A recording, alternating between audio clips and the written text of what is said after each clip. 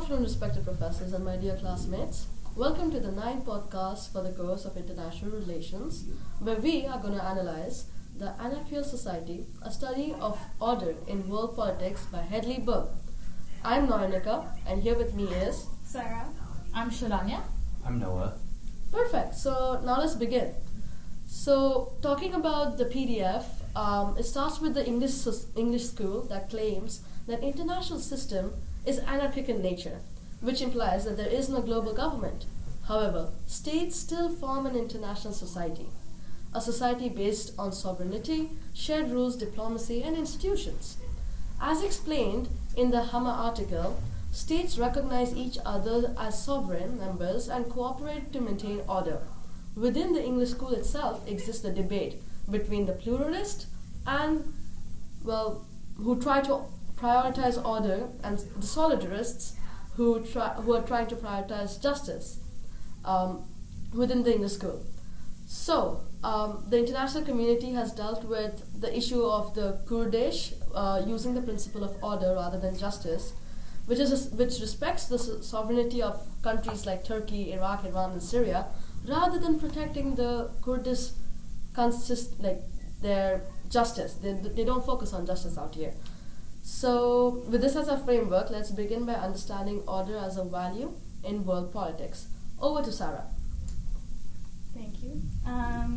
When we're talking about value, order bringing value into world politics, like discussed, Bull mentions that anarchy doesn't necessarily mean chaos. It is more referred to as a system where individual states can cooperate and coexist with each other, creating more of an international society.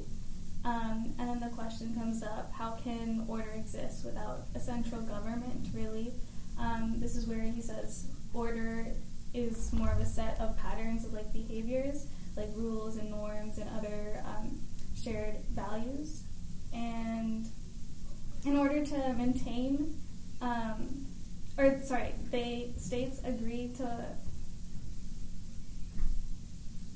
maintain and preserve the main goals of each state, which are maintaining sovereignty, limiting violence, and ensuring international agreements are respected.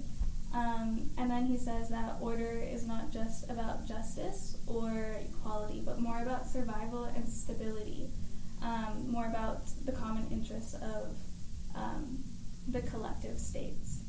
And so this is acquired by establishing the fact that constant war and instability threaten everyone, not just one state or certain particular states, which is why creating shared values, mentioned before as norms and rules and institutions, can help regulate these insecurities.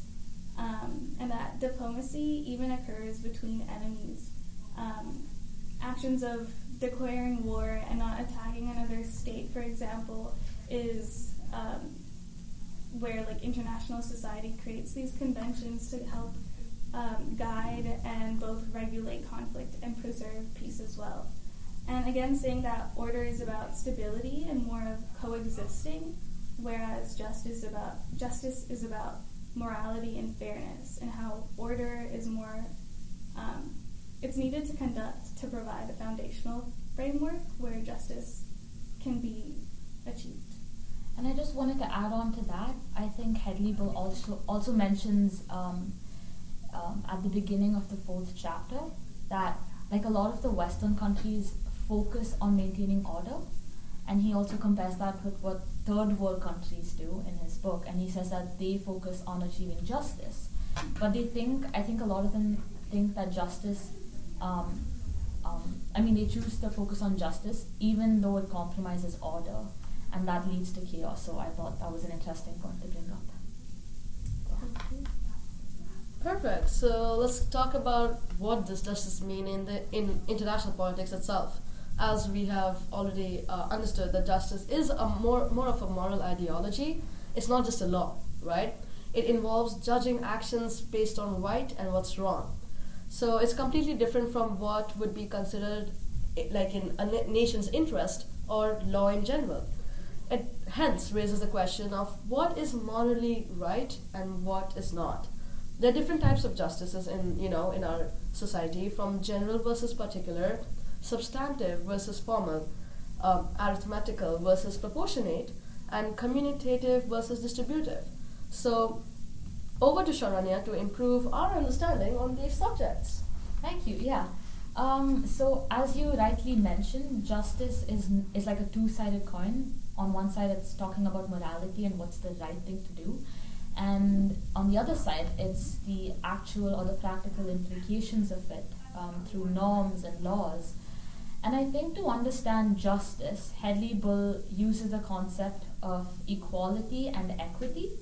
So he kind of connects equality and justice through the ways that you mentioned, and equity and justice as well. And I just wanted to, briefly explain Hedley Bull's differentiation between all of these, starting with general versus particular justice. So general justice it focuses on equality, where everyone is treated the same way. There's fairness. All states have equal rights. Whereas particular justice is very specific to individual states. So if one state needs more action than the other state, then that state gets more action. So it's very individualistic, and stemming from this, he comes with different differentiations. So we have substantive versus formal justice, and I think this again ties back to what Sarah said. Formal justice is through norms and laws, and it's basically the real life application. Also has this legal aspect to it, and it focuses on equality before law. And it's a very thin term when you think about it, because it's not substantive. So substantive justice, on the other hand, is concerned with the moral justification of laws, and it's a thick term. And then as you mentioned, there is arithmetical versus proportionate justice. And I find this very interesting, because arithmetical justice talks about equality, where every state has the right to be sovereign. And in many countries, for example, to give a better example, every person has the right to education. So that would be an arithmetic justice, where your laws and your rights are applied equally to everybody. And then you have proportionate justice, which talks about equity. And I think the best example to explain this term is something called the common but differentiated responsibilities in saving the environment. And you have a lot of organizations right now which is basically formed with all countries, but those nations that contributed to more pollution would have to take more action than those that are industrializing now. And I think that talks about proportionate justice, where the responsibilities are based on your contribution to something. And the last differentiation that Hedley Bull mentions is commutative versus distributive justice. And in commutative justice, it basically talks about how the justice is very individualistic, and it talks about bargaining recognition and rights of individuals. And I think this can also be tied back to Alexander Wendt's article on recognition, where he states that to recognize another state or another individual, you have to limit your self-recognition through bargaining. So that's essentially commutative justice. And distributive justice, on the other hand, is where the whole community makes decisions, and it focuses more on the equity in society. And the best example for this would be the redistribution of taxes in society, where the rich people pay more, and this money is redirected to the poorer section. So, I think justice and equality go hand in hand in that way. And I think Hedley Bull's, the rest of this chapter, which I'm sure we're going to discuss, is based off these differences. That's just to summarize. Perfect. So let's go on to Noah to explain. No, you're good. Go on. You mentioned individual justice, and so first we kind of need to define what individual justice means. So Bull describes it as a concern with what is owned to the individual human being everywhere. So unlike interstate justice, which regulates the coexistence between sovereign entities, human justice asks whether the individual themselves are being treated justly, regardless how their state behaves externally, right? So this concept supports the idea of human rights, that all human, just as being a human, you deserve some base level of rights. And then there's different support ideas that like protection against genocide, oppression, again, basing it down to that human rights of, as a human, you deserve a life, you deserve some support as a person. And then, of course, like accountability for crimes, and so being held accountable for any actions that does harm others. And then the moral of like tyranny rule too. And so all boiling down to just like as an individual person, regardless of your state and regardless of what nationality identification you hold. And then you also mentioned about kind of the moral side of it, and then how Bull does recognize the moral absolute, that it's not morally like sovereignty in it, where it's if an individual possesses rights to independent of its state, then that state can be judged and potentially condemned by standards external to it. So kind of meaning an individual may live in a state, but the actions that that state puts on a person can be judged as separate from living in that separate nationality or national area.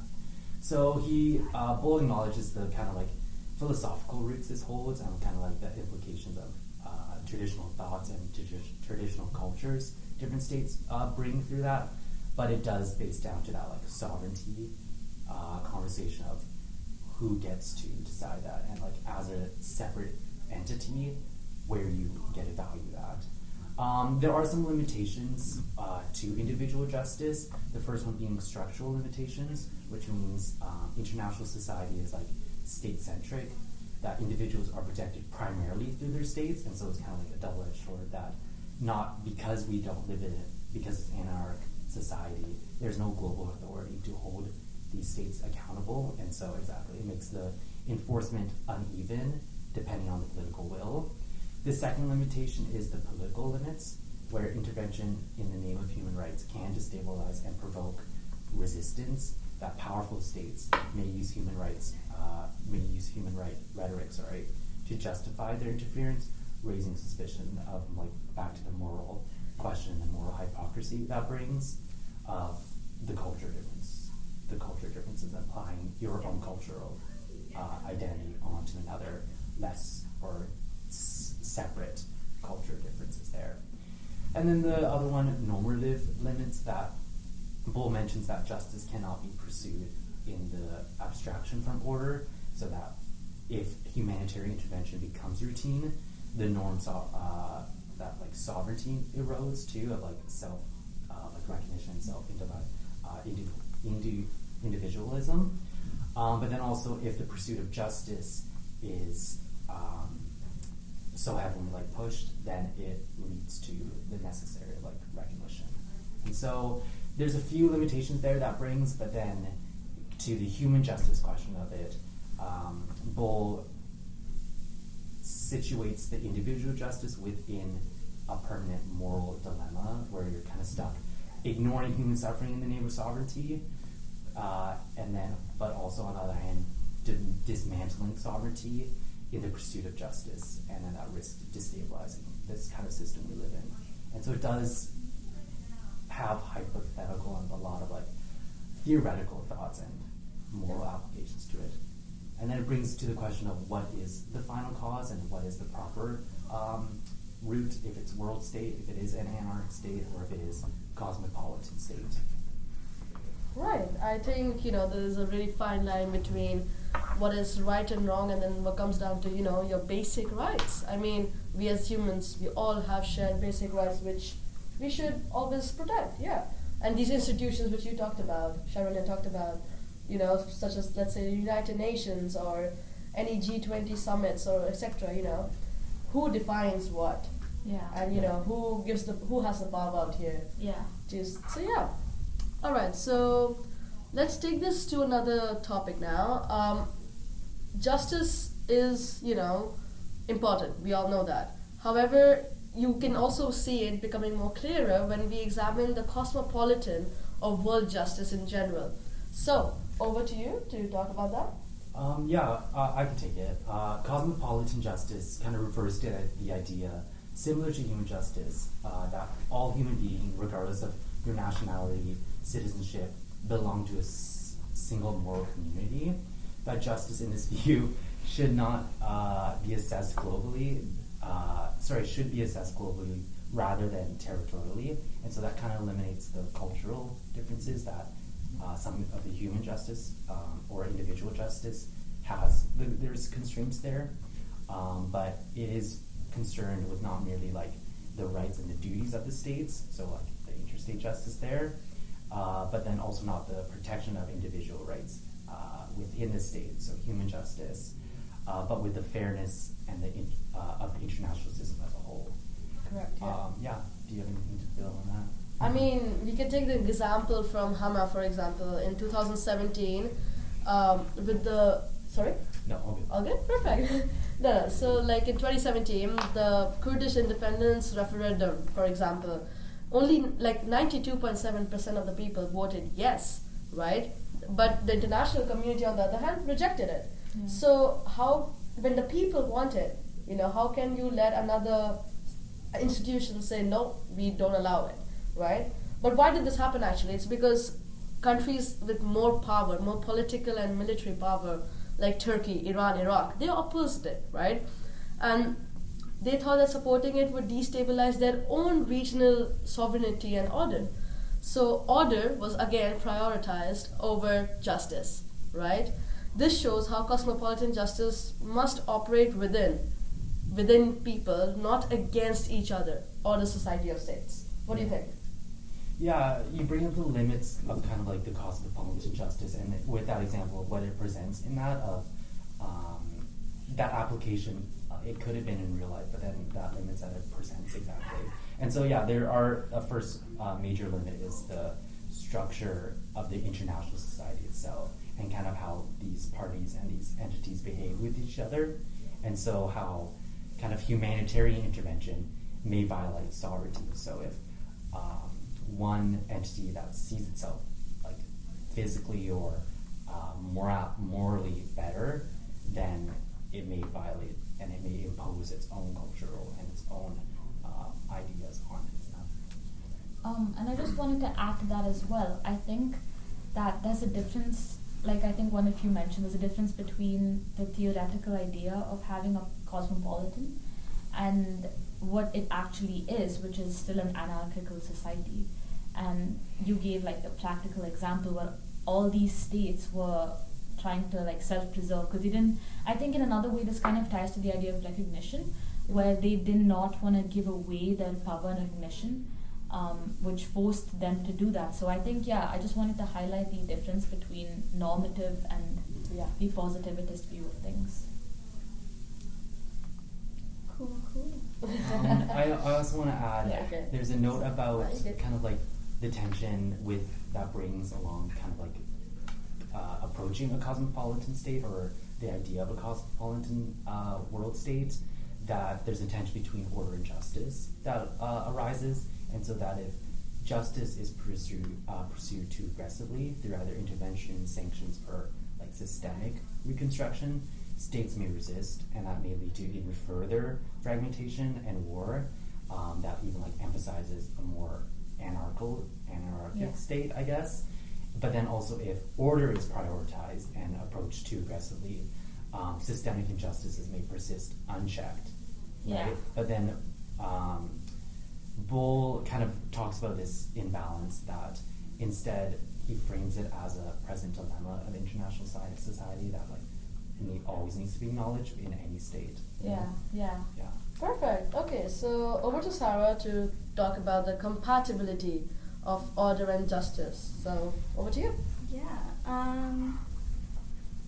So from the school of the English School of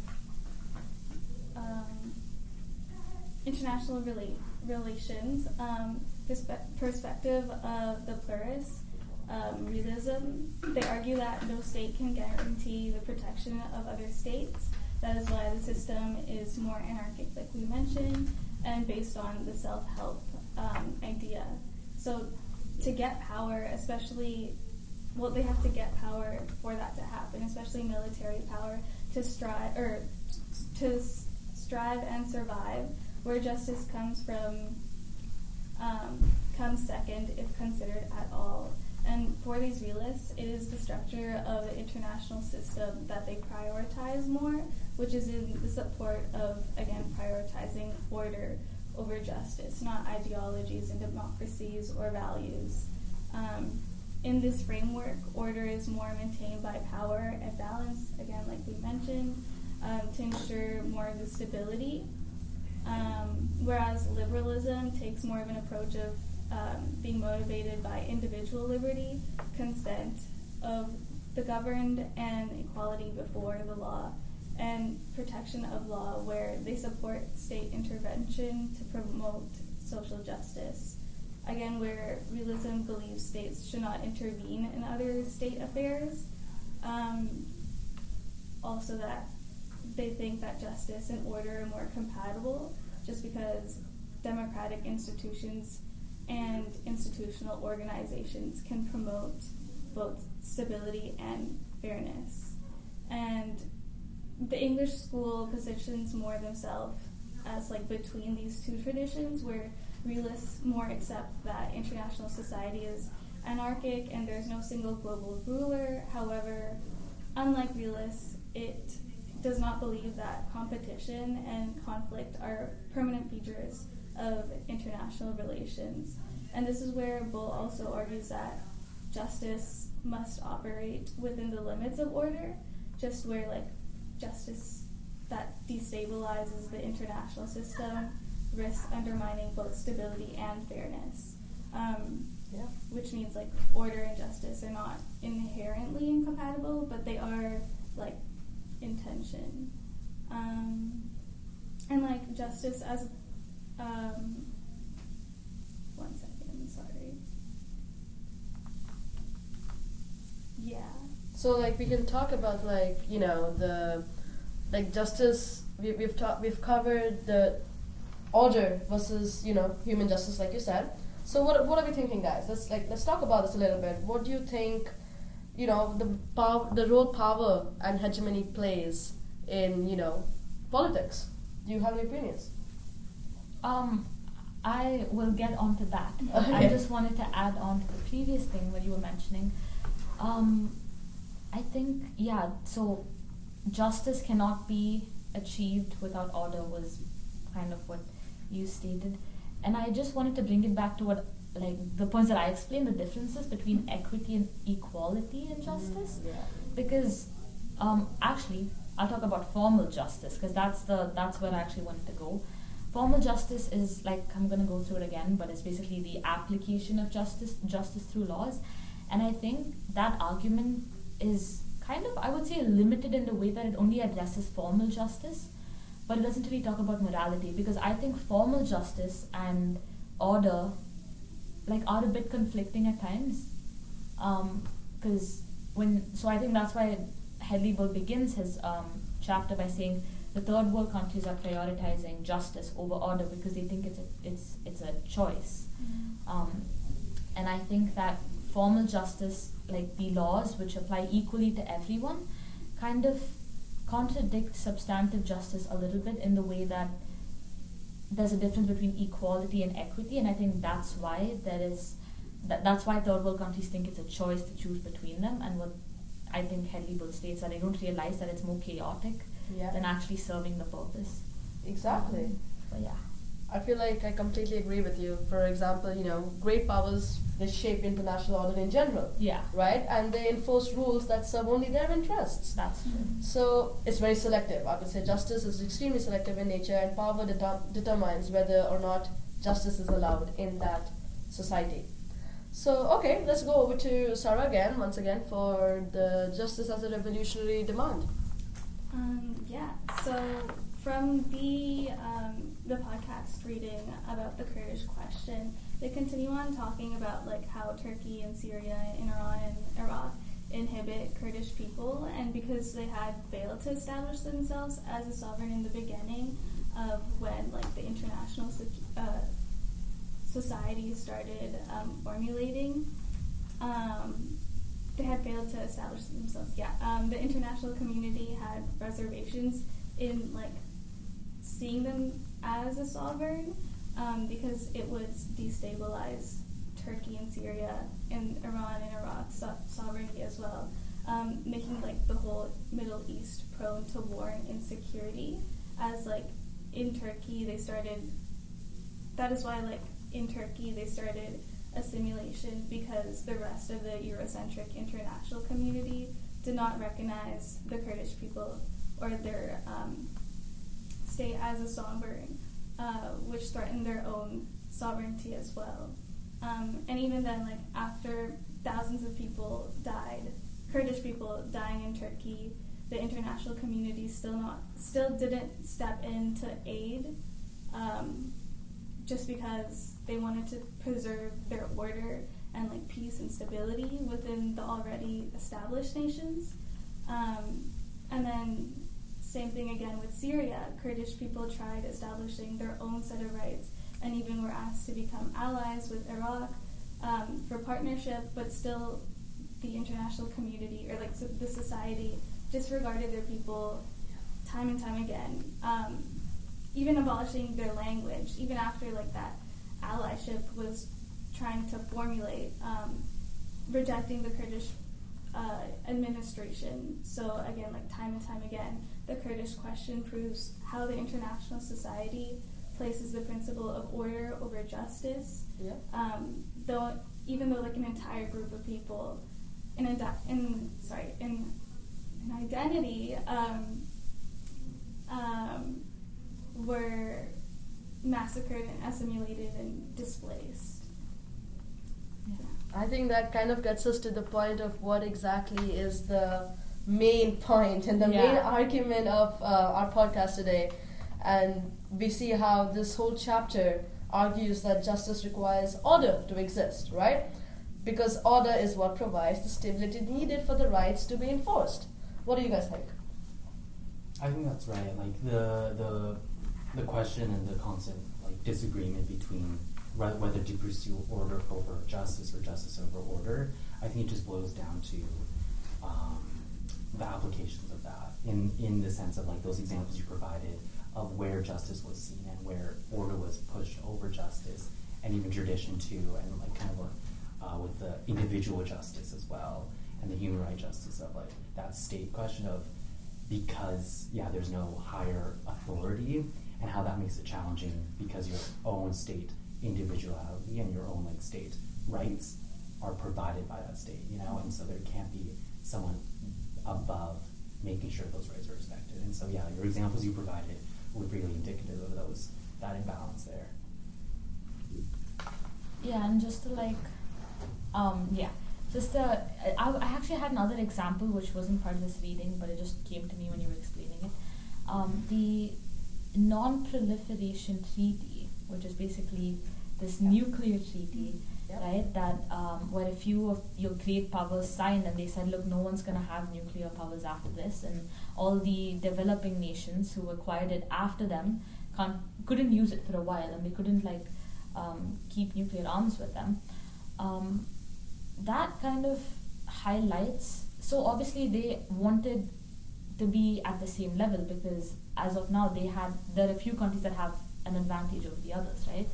And I think that kind of highlights another example where there's justice that many countries are trying to achieve now through order in the international sphere, and I think that's quite interesting. I just wanted to add in as well, just like replying to what Noah said, replying to my whole bit. Sorry, one moment. Like the English School of International Relations, like the pluralist side, they were like saying that that they described the state as like adhering to, or like world politics prioritizing what the state wants instead of like liberalism, whereas like prioritizing what the people want, where like justice is about the people and like order is based on what like individuals want, whereas like realism is like what the state wants, which I feel like again is going to the question. Like, just wanted to I just thought that was interesting. Yeah, I thought it was interesting. That is very interesting. That's right. Anything else, Noah? I'm good. Yeah, You good? I think. Yes. I think this kind of gets to the conclusion of our podcast. So we've seen how, this chapter talks about different types of justices, etc., and how the international system is built around sovereign states, right? Which means interstate justice is not, it's prioritized more than individual or cosmopolitan justice. So efforts to promote human or world justice can kind of, disrupt world order, while preserving order can block deeper justice. So yeah, I think that's basically it. And that's our podcast. Thank you so much for listening. Thank you.